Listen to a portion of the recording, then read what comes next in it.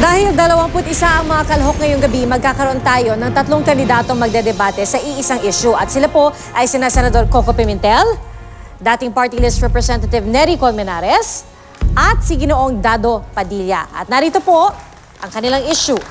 Nitong Nobyembre 2018, nilagdaan na ang Memorandum of Understanding o MOU sa pagitan ng Pilipinas at China para sa joint oil and gas exploration sa West Philippine Sea. At bumuo na rin ang Intergovernmental Committee na mag-aaral ng oil and gas exploration. Pabor ka ba o hindi sa joint exploration deal sa pagitan ng Pilipinas at China? Senator Pimentel at si Ginoong Dado Padilla ay parehong pabor sa isyung ito. Ang unang magbibigay ng kanyang pahayag ay si Senator Pimentel. Huwag tayong maging alarmist, no, na nakatingin tayo kung sino yung ka-joint exploration natin. Ang importante na kung ang exploration ay nasa Philippine territory or nasa ating EEZ, ay merong permiso, may permission po, consent of the Republic of the Philippines. That is what is important. Ngayon, maraming nagsasabi, China yan.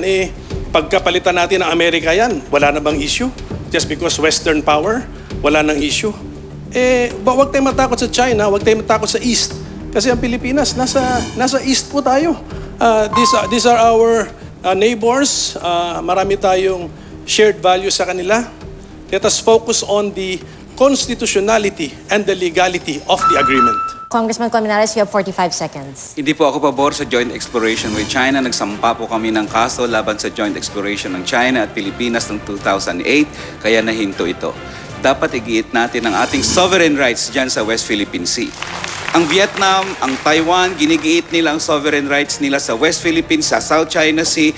Paniwala sila na hindi sila pwedeng lulusubin ng China dahil kakalabanin ng China ang international community pag ginawa nun. Tayo ang nanalo sa tribunal. Bakit hasta tayong talo? Dapat igiit natin ang ating teritoryo sa West Philippine Sea, ang foreign policy na independent. Hindi tayo maka-Amerikano, hindi tayo maka-Chino, tayo ay maka-Pilipino. Ginoong Dado Padilla, kayo po ay may 45 seconds. Ang usapin po kung tayo ay nanalo sa usapin tungkol sa West Philippine Sea ay tapos na po. Actually, meron na nga tayong desisyon na tayo ang nanalo. At sa katotohanan po, yung kontrata ng China sa Pilipinas sa pagkakaroon ng joint exploration ay tunay na pagkilala, na kinikilala nila na tayo ay may karapatan doon sa West Philippine Sea. Mahirap po ito natin na hindi natin hayaan sapagkat ito po yung ating joint exploration ito ay makakatulong sa ekonomiya ng Pilipinas. Kaya ito po ay sinasangayunan ko. Senator Pimentel, maaari po kayong magtanong kay dating Congressman Nery Colmenares. Yan, tanong ko lang kay Nery is, alam mo ba na malayo-malayo pa po yung actual drilling or actual exploration dyan sa area na yun? Kasi yung MOU talaga is just an agreement to agree. It's an agreement to put up a committee to explore the possibility.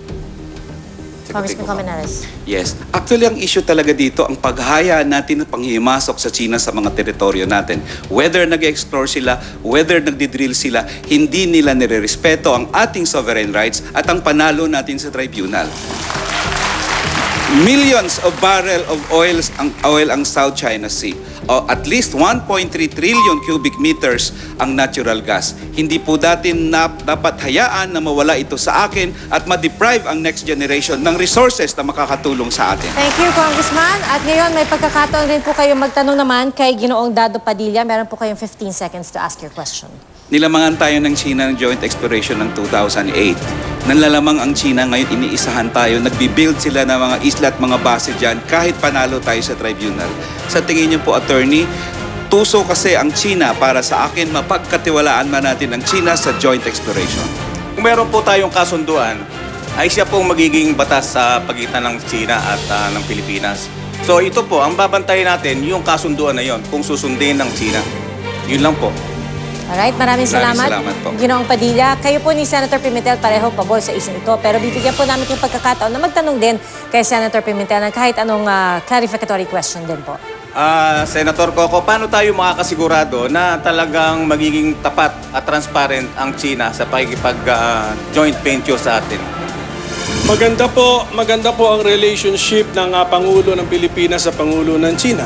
Maganda at the golden age ang Philippine-Chinese relations ngayon sa ilalim ng administration ni President Duterte. And then of course, with the freedom of information, ang importante yung terms ng agreement ilabas para nga maaral natin. Huwag tayong matakot sa ating kausap. Let us look at the terms of the agreement. Make sure it is constitutional and legal. Thank you very much, Senator Pimentel, Ginoong Padilla, Congressman Colmenares.